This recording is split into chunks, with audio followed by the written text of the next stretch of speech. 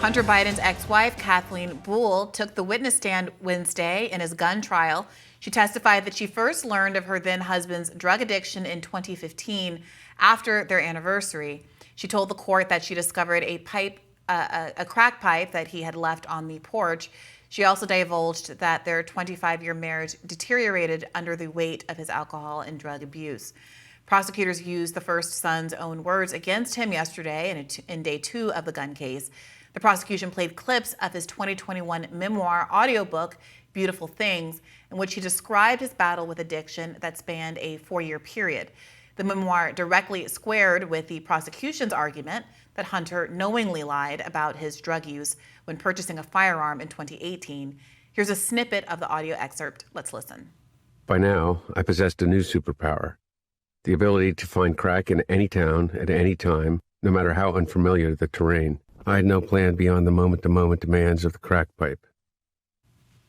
In his statement, lead prosecutor Derek Hines told the jury of 6 men and 6 women, quote, "Addiction may not be a choice, but lying and buying a gun is a choice." Defense attorney Abe Lowell denied Biden lied on the federal background check form, which Lowell says does not define who should be considered a drug user or addict.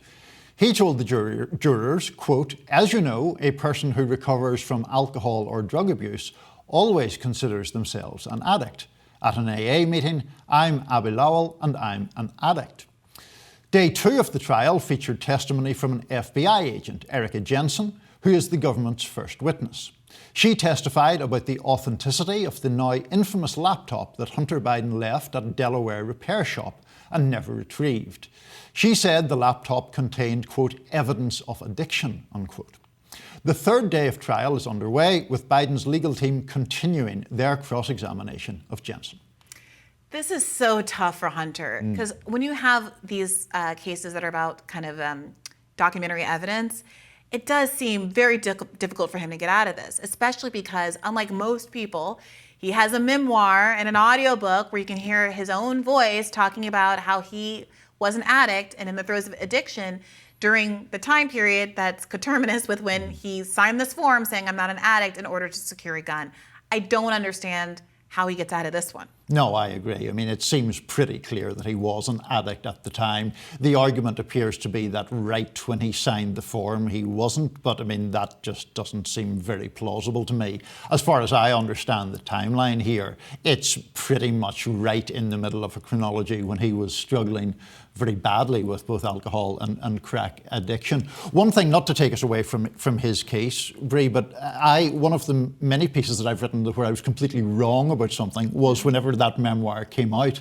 And I wrote a piece arguing that people had become a little more mature or understanding or compassionate about issues of addiction, because, you know, I was contrasting it to like Bill Clinton and he didn't inhale and that became a big thing.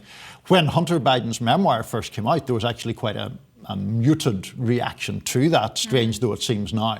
But now, because it's right in the middle of, you know, it's central to this legal case, Hunter Biden's business dealings have become such a political thing. And so you just have this whole pretty lurid stew around everything, you know. Yeah, I mean, I think that crack cocaine lives in a special place in the American imagination, and it's separate and apart from other kind of drugs that very much are more normalized, marijuana or even some of these psychedelics that are now being mainstreamed for psychiatric purposes. And I think that the reason crack cocaine is kind of particularly vilified is because of its racial associations and how much the people who were disproportionately using crack cocaine were vilified in the American imagination and political sphere in the 80s.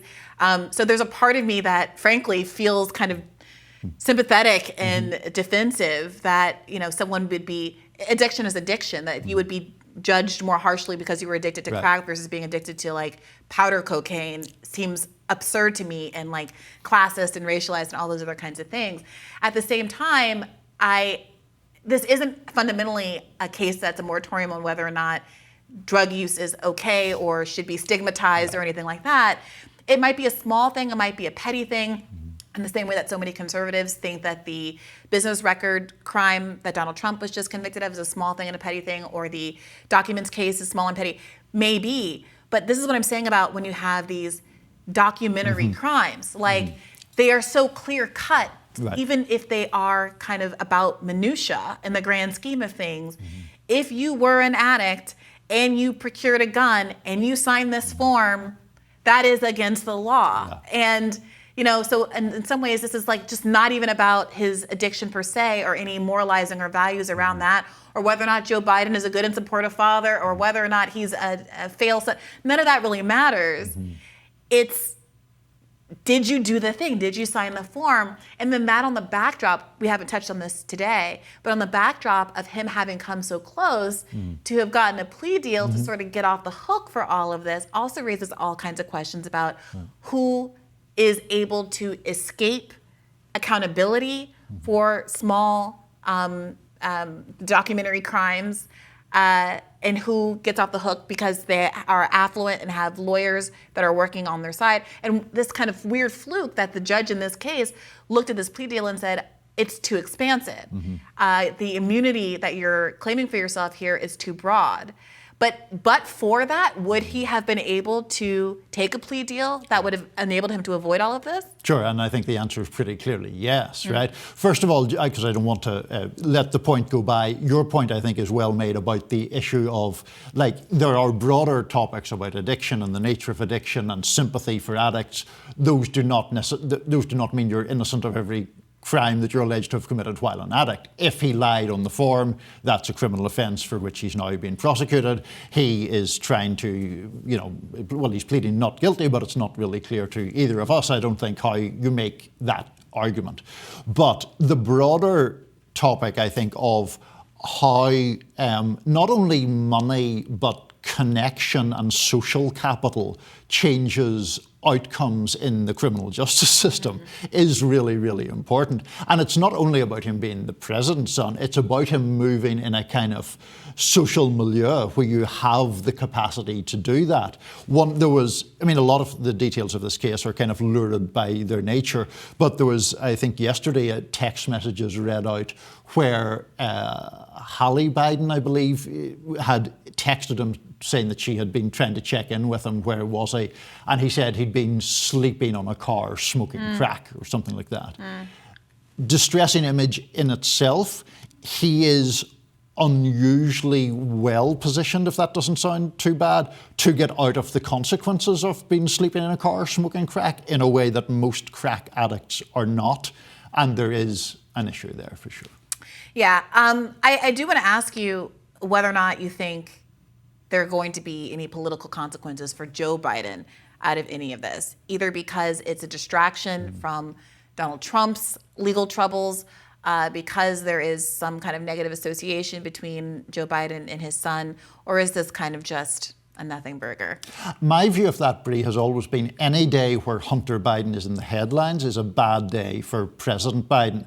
Do I think it changes the election? No, I don't. Do I think it sways some massive number of undecided voters? Not really. But I don't think it's good, not really because of the addiction issues or the more lurid details, but because it gives that sort of conservative media ecosystem a perfectly, in some ways, legitimate opportunity to talk about Hunter Biden. And then you get into the business dealings. Sure. I think the business dealings are a lot shadier than the crack addiction in many ways, but that's another conversation. Ooh, what a sentence. What a world we live in. The business dealings are a lot shadier than the crack addiction. All right, stick around. More Rising coming up next.